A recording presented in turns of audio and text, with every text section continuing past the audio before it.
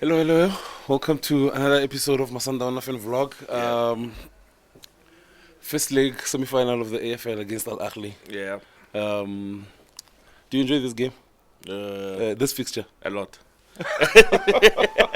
Maybe more than I should do. A lot. My favorite club against the biggest club on the continent, it can't get bigger for us. Of course. So I enjoy, especially these past few years.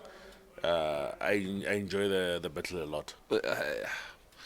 This game, Italy, a lot of nerves, but I wasn't that nervous today, and that made me. Why am I not Are you nervous? not Like, nervous? what's gonna happen? I think the last time we played them here, like, I was a nervous wreck, and we gave them 5. Yeah. But today I was. And that was group stages. This is a knockout competition. This is a knockout. Last time we did, but we also gave them 5 in the quarterfinals in 2018. Yeah. I don't remember which year it was. Yeah. But all in all, I think these are the type of games that the continent needs. Yeah, definitely. These are the type of games that the continent needs. Rem. Oh, okay. Yeah. No, definitely. These are the big clashes the African people deserve to see. Also, when you worried, like, I mean, against Pedro, I thought, okay, maybe we'll manage because it's Pedro. But now it's Al Ahly. Weren't you nervous going into this game, like, without a single striker? So, I was concerned. That was my biggest worry. I was concerned. Yeah. Even now, going to second leg, yes, we've got a cushion. I was going to any game, Kent, without a recognized striker is concerning. A recognized goal getter. Yes, Goal getter. without Peter Shalvin.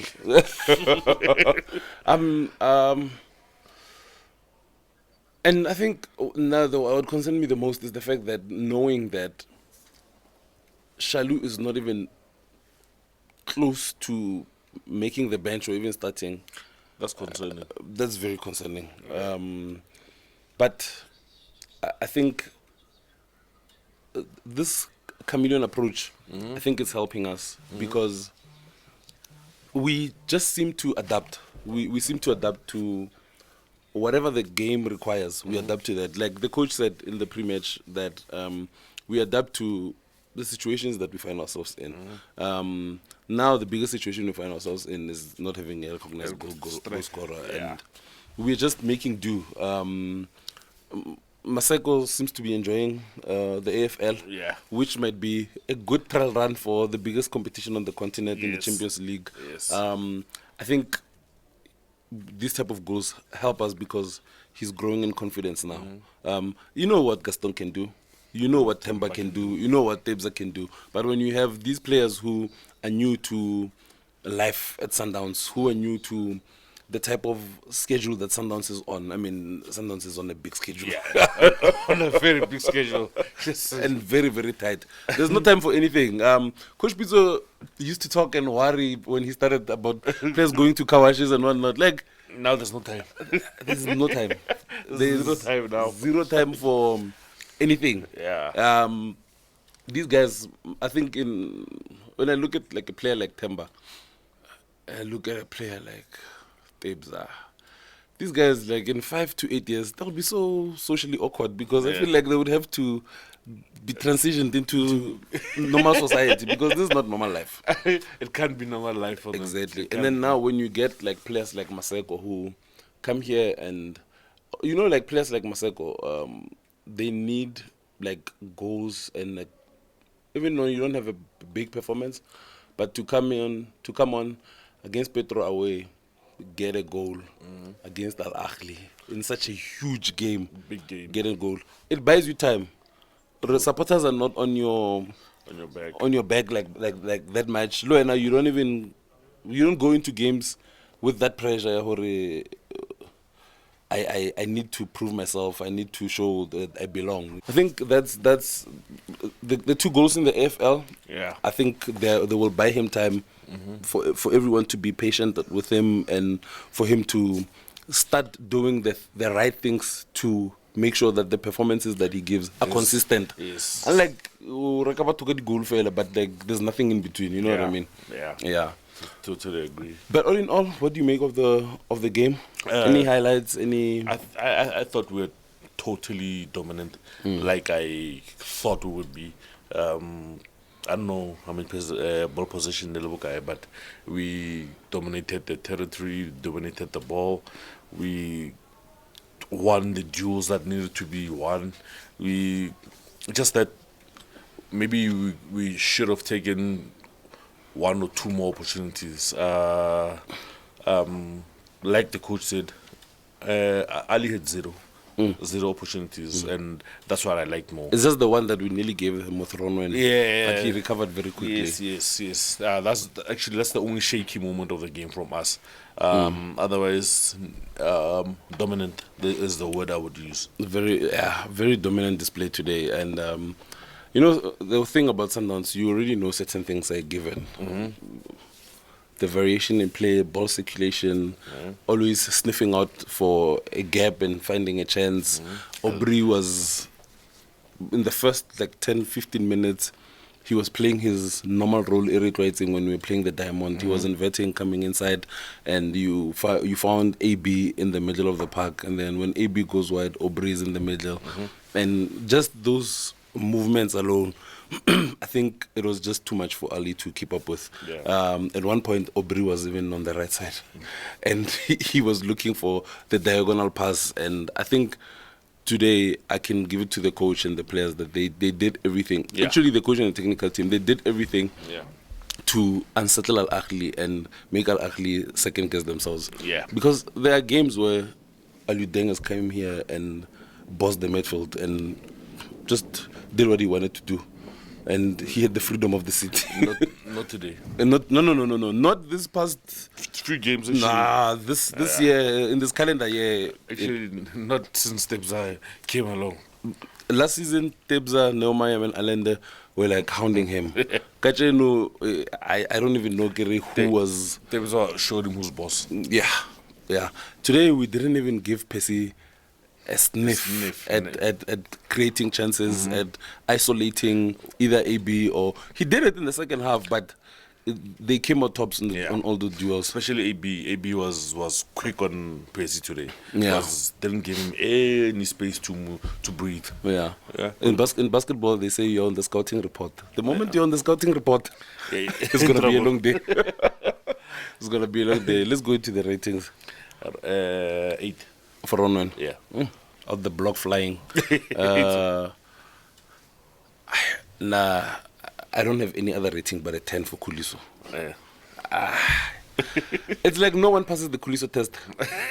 Whether in Ivory Coast, whether you're playing fishermen and cooks, or whether you're playing the best on the continent, no one passes the Kuliso Model test. And I think he had a massive second half. I think could have scored. The last chance nearly high. Yeah. I didn't see the one that hit the post. Yeah. He could have scored. Oh, I missed it. Yeah. Oh my God. Like when I think of, obviously, like half of me, like a bit of me is nervous about the second half of the second leg. But when I think of Kuliso and I think of AB, I think of Tebza. You think I become relaxed a bit. Yeah, a bit calm. River. 9. This man. Just spoke about AB as well now. I think in hand as well. And Grant. Oh, Grant as well. Yeah. So you were saying even Grant deserves a 9? Definitely. Jesus. He played very well, Gachin. Is there anyone who's going to go below a 9 today? I know how we played well. Nah, but today's performance was very. The result is not a. Coaches always say this. I always thought like you always say the same thing. But to be honest, Kachenu, like the performance is the scoreline is not a fair reflection of the performance. I think the performance was very good today. Yeah. Who are we rating next? Tebo. Tebo. You rate him 8.5. 8.5. Yeah. I thought Marcelo was very good. He was. Marcelo at one point he was helping out the tens. He found himself in the kind of zone 14. He was there in the zone 14 when Gaston was going to the left, and because Shika was playing false nine, Marcelo would cover that area, but he would also come back and make a pivot with Tebza. It was just a marvel to watch this team. Beautiful chaos. Beautiful chaos. That's true. That's true. Marcelo, I'll give him an 8.5 as well. Yeah. I think it's about like whatever rating you give, it's about who you're lower than it. Shika. Aubrey, did you rate Aubrey? Oh, we didn't rate Aubrey. We didn't, eh? Yeah, I think you have to. Nice one. 8. Yeah. It means it's a perfect rating. It means it's the perfect rating. Yeah. Yeah. Gaston or Shika? We can start with Gaston. Gaston 7.5. 7.5. Yeah. Shika 8. Yeah. Do you agree now? Is it lower or higher? 7. I get Tony how they were wearing 7. I'm going to go to 7. I'm going to go to 7. I know he's playing a different position. Yeah, he was playing as a 9. He's playing in a different position, but also like there was another chance that he squandered again. Neo says it's 7. Okay. No one has time to look at us. Yeah. 7. Tapelo Baseko, I'm hoping we are seeing him grow in front of our eyes. Yeah. I'm hoping we are seeing him grow in front of our eyes. And coach said something in the presser where he said he spent like 40 minutes of his team talk was him speaking to Tapelo Maseko. When they came out of the dressing room, all the other players were walking in front. And the only word that I caught, the thing that I can share is like he just told him like to keep things simple. Don't overcomplicate things. And I think the goal he scored, I don't think he could have kept it more simple. He didn't try to. There are moments, Vela, where he tries to look like he's playing a dummy, go left, go right. But I liked how he just kept things simple and Good finish. very good finish. I'll give him an 8. Yeah. I thought Mendieta coming off the bench looks like he's that first sub coach, no? Ne? Like in terms of like his intensity, and I think it showed from the time we played Chiefs go FNB up until where we are now. Mendieta, he brings grit, he brings intensity, the things that you need playing on the continent, and I thought he brought that. It's just that like these type of games, you don't get a lot of space. Yeah. You don't get a lot of space, and Ahly are now chasing the game, and what you do on the ball matters more than what you do off the ball actually matters more than what you do on the ball in those type of instances. I think I'll give him a 7.5. For Mendieta. Yes, Mendieta, yeah. Right. Lisebanku looked good when he came on as He well. did. Yeah, no. The Silva looked good. He looks like he's ready for goal. Again, coming back from that little setback, you feel like you won't be surprised if Lisibanku starts Kokairo. Oh, is it? Yeah, I won't be. He looks ready to go. I think that Confederations Cup run really helped him in terms of his confidence. Yeah. Like he doesn't play like a player who comes from a team that got relegated and comes here and overly inferiority complex. He comes and he just plays his normal game. I like that. What rating do you give him? 7. 7. Yeah. I don't think Zungu and Newa played enough for a rating. I don't think so. You don't think so as well? Now? Do you think so? Yeah. Rate the coach. 9.5. 9.5. Yeah. I'll rate the supporters. It's a 10 out of 10 from me. Yeah. It's a 10 out of 10. Yeah. They listen to what Debza said. Yeah. Yeah. Anyway, we'll see you guys on Wednesday. We're playing the second leg. We'll make a plan. Hopefully to bring you content. Hopefully, get review the semi-final, going to the final. Going to the final. Yeah. We can only hope so.